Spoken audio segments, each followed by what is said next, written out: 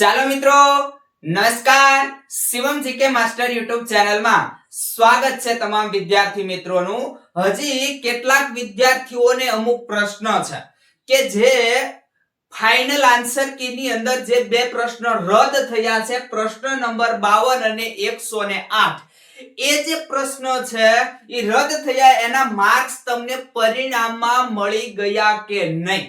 બરાબર, આ સમજાતું નથી. આ રિઝલ્ટ કઈ રીતનું બન્યું ને ઘણા વિદ્યાર્થીને સમજાતું નથી. આ ધ્યાન આપો, હવે તમને કોઈ પણ પ્રશ્ન નહીં રહે અને રાખતાય નહીં. બરાબર, આ છેલ્લો પ્રશ્ન કહેવાય. આમ તો હવે તમારે આમાં ચેક કેટલું કરવાનું છે તમને એનો માર્ક્સ મળ્યો કે નહીં. તો તમારી જે પ્રોવિઝનલ આન્સર કી હતી એ તમારી ફાઇનલ આન્સર કી અને પરિણામ આટલું જોવાનું છે, પછી તમારું રિઝલ્ટ જોવાનું છે. વાંધા અરજી કરવી કે નહીં એ વિદ્યાર્થી હજી સમજાતું નથી. બરાબર, હવે સમજાઈ જશે તમારે વાંધા અરજી કરવી કે નહીં, તમને માર્ક્સ મળ્યા કે નહીં. બરાબર, જો આમાં તમને પ્રોબ્લેમ લાગે, અત્યારે હું સમજાવું, એમાં પ્રોબ્લેમ લાગે તો વાંધા અરજી તમે કરજો શેની? પરિણામ બાબતે. હવે બરાબર, નહીતર કઈ જરૂર નથી. હવે સમજો, પહેલા નિરાંતે આરામથી સમજો.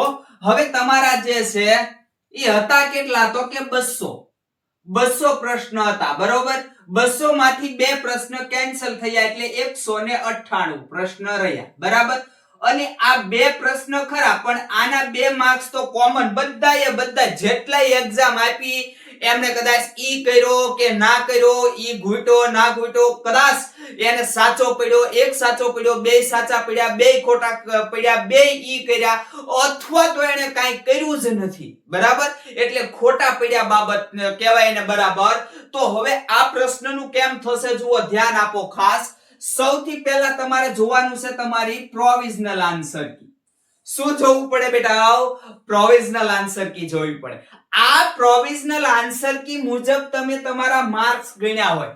એટલે જે ભરતી બોર્ડ છે એમની વેબસાઈટ ઉપર ચોખ્ખું લખેલું છે કે ફાઇનલ આન્સર કી આવી એની અગાઉ જે કઈ તમારે પ્રશ્ન તમે સાચા ગણ્યા તો એ મુજબ આમાં વધઘટ થશે. શેમાં? ફાઇનલ આન્સર કીમાં. પ્રોવિઝનલ આન્સર કી તમે ગણ્યા મુજબ આ ફાઇનલ આન્સર કીમાં ફેરફાર થશે. શું થશે? તો કે આ જે બે પ્રશ્ન રદ થયા એના કઈ રીતના માર્ક્સ મળશે. હવે માનો કે તમારે પ્રોવિઝનલ આન્સર કી આવી. બરાબર, પ્રોવિઝનલ આન્સર કી આવી. અહીંયા આપણે આ બે જ પ્રશ્નની ચર્ચા કરશું. પ્રોવિઝનલ આન્સર કી આવી તમારે. બરાબર, તો એની અંદર બે સાચા જવાબ હતા તમારા. પ્રોવિઝનલ આન્સર કી પ્રમાણે તમારે બે સાચા છે. તો બે સાચા છે તો તમને ગુણ મળવા પાત્ર નથી.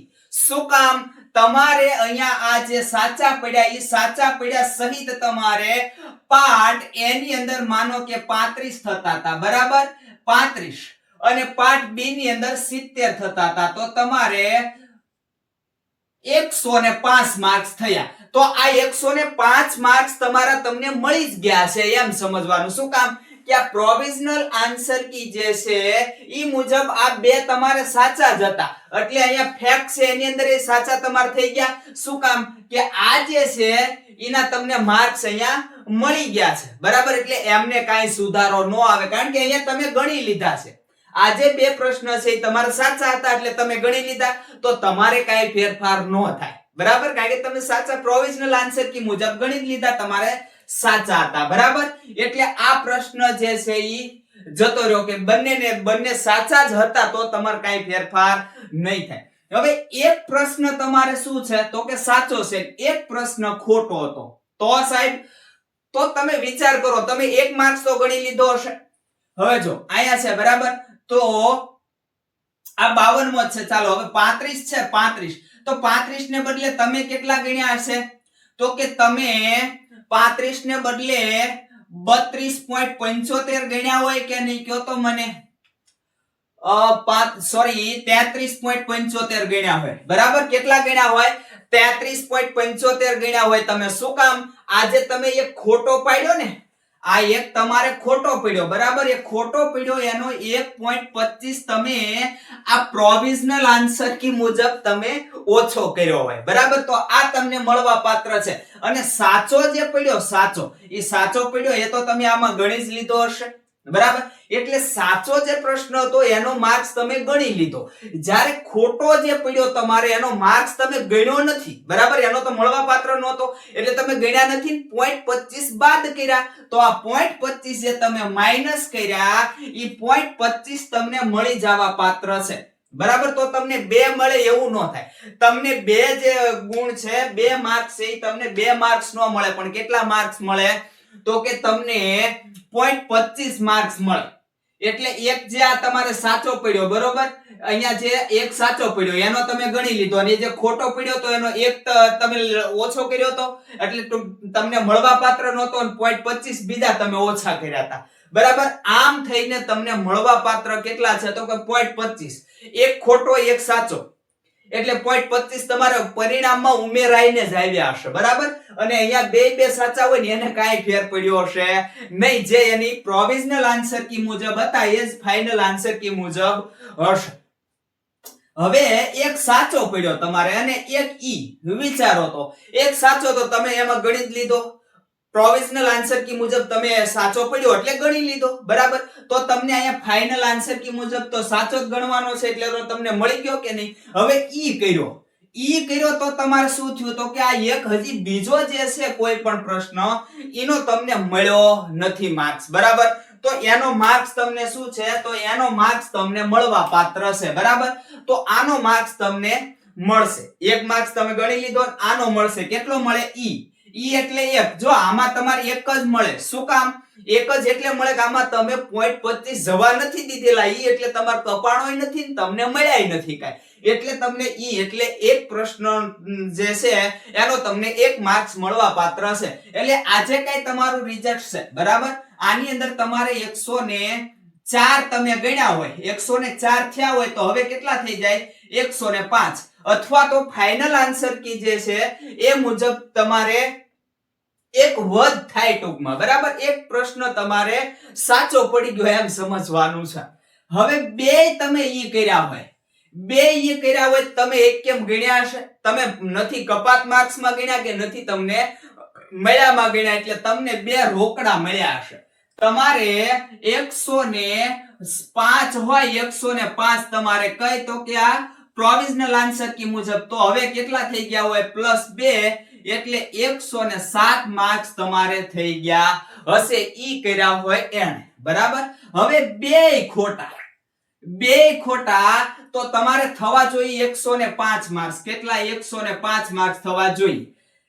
હવે ઈ છે એમાંથી તમે 0.25 એક તો તમને મળવા પાત્ર જ નથી, 0.25 માઈનસ કર્યા હશે. એટલે કે જે તમારું આ રિઝલ્ટ બનતું હતું, જે આ પ્રોવિઝનલ આન્સર કી મુજબ, એમાં તમે 0.25 માઈનસ કર્યા હશે, અને આ બે તો તમને મળવા પાત્ર જ નહોતા. એટલે હવે આ 0.25 તમે જે માઈનસ કર્યા હશે એ તમને મળી જશે, અને બે તમને આ મળી જશે. કયા?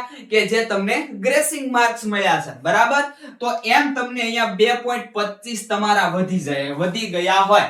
આ રીતનું પરિણામ આવ્યું છે. હવે જો ગેરસમજણ કાંઈ હોય તો હવે જોઈ લો. પરિણામ જે છે એ પરિણામ માટેની વાંધા અરજી, તો હવે તમે વાંધા અરજી તમે રૂબરૂ કરી શકો, સ્પીડ પોસ્ટ કરી શકો, અથવા તો કુરિયર દ્વારા મોકલી શકો. પણ 21/8 છેલ્લી તારીખ છે, નોટિફિકેશન જોઈ લેજો. છેલ્લી તારીખ 21/8/2025 સુધીમાં ભરતી બોર્ડને મળી જવું જોઈએ, અને પછી આ પરિણામ જે છે એ તમારું સીધું જેને સુધારા હશે એ મળી જશે, અને પછી સીધું ડીવી લિસ્ટ જાહેર થશે 2 ગણાનું. ઓકે, એટલે હજી કહું છું, જો આની અંદર શું થાય, એક તો ટોટલ સુધરે. માનો કે તમારે આ જે પાર્ટ એ ની અંદર થતા હતા તમારે 35, પાર્ટ બી ની અંદર થતા હતા તમારે 70, થવા જોઈએ 105 માર્ક્સ. તમારે આવ્યા છે 104 અથવા તો 103 માર્ક્સ. તો આ ટોટલ સુધરે, આ ટોટલ તમને સુધારી દેશે. બરાબર, આ ટોટલ તમારે સુધરશે. હવે બીજી વાત કે સાચા પ્રશ્નના OMR પ્લસ ફેક મુજબ માર્ક્સ જે છે એ સુધરે? તો હા, આ સુધરે. હવે જુઓ, પ્રશ્ન છે. બરાબર, તમારે OMR શીટ જે છે, OMR શીટ એની અંદર તમારે એ પ્રશ્ન જે છે એ તમે માનો કે ડી જે છે, ડી એ સાચો રાખેલો, એટલે તમે ડી ઘૂંટેલો છે, બરાબર, ડી ઘૂંટેલો છે. અને ફાઇનલ આન્સર કી આવી, એની અંદર પણ જવાબ તમારે ડી છે, બરાબર. તો તમારો પ્રશ્ન સાચો થયો, પણ આમાં ક્યાંક માર્કશીટમાં તમને મળ્યો નથી, તો આ સુધારવા પાત્ર છે. આ ચેક કરજો, તમારી આખી OMR શીટ અને ફાઇનલ આન્સર કી બંનેને તમારે સરખાવવાના, અને જો તમારે સરખાવી અને બંને સરખા ન થતું હોય, પરિણામ તમને કાંઈક વિસંગતતા લાગતી હોય, તો તમારે અહીંયા વાંધા અરજી આ પરિણામ માટે થઈ શકે છે. પછી પ્રશ્ન સાચો બતાવ્યાથી OMR શીટ ચેક થાય, સાચો ખોટો બતાવ્યાથી. હવે માનો કે આપણે બે પ્રશ્ન એવા છે કે એના બે જવાબ આવે છે, બરાબર, અને ભરતી બોર્ડ સ્વીકારતું નથી. હવે એની તમે અત્યારે વાંધા અરજી કરો તો એ સ્વીકારાય, તો એ જે છે એ તમારે સુધરે અને એનું પરિણામ આવે? ના, એનું ન આવે, બરાબર. તો એ નહીં સુધરે. તમારે પ્રશ્ન જે છે, પ્રશ્ન ફાઇનલ આન્સર કી મુજબ જે કાંઈ પ્રશ્ન છે એ પ્રશ્ન તમારે સુધરશે નહીં, બરાબર. પ્રશ્ન હાલ છે ફેક મુજબ એ સુધરે તો એ સુધરશે નહીં.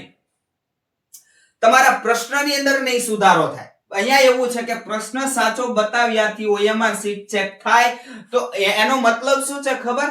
હવે માનો આ તમે બતાવ્યું કે ફાઇનલ આન્સર કી મુજબ ડી છે, મેં જવાબ ડી કરેલો છે. જો કે આ તમને ખબર નહીં આવે, આ તમને આમ ખબર ન પડે કે ભાઈ આનો મને મળ્યો, આનો નથી મળ્યો, કારણ કે આપણે પરિણામમાં એવું તો બતાવ્યું નથી.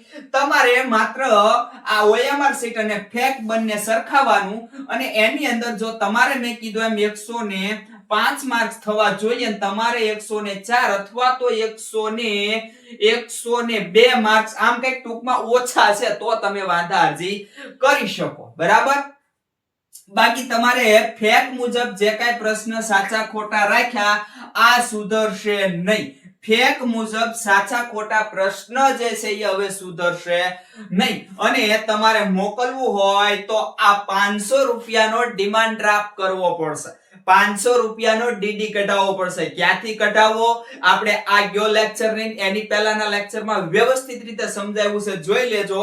પહેલા OMR શીટ અને ફેક તમારું પરિણામ આ ચેક કરજો, અને પછી જો તમને એવું લાગે કે નહીં મારે એકાદ બે પ્રશ્ન જે સાચા છે મને માર્ક્સ નથી જ મળ્યા, તો પછી અહીંયા જજો શેની પણ 21 તારીખ પહેલા વાંધા અરજી જે છે પરિણામ માટેની એ ભરતી બોર્ડને મળી જવું જોઈએ. એ રીતે કુરિયર, સ્પીડ પોસ્ટ અથવા તો રૂબરૂ જોઈને તમારે આપી આવવાનું છે. તો હવે કોઈ વિદ્યાર્થીઓએ કાંઈ પ્રશ્ન રહેવો જોઈએ નહીં. તો બસ મિત્રો રાખીએ છીએ અહીંયા સુધી.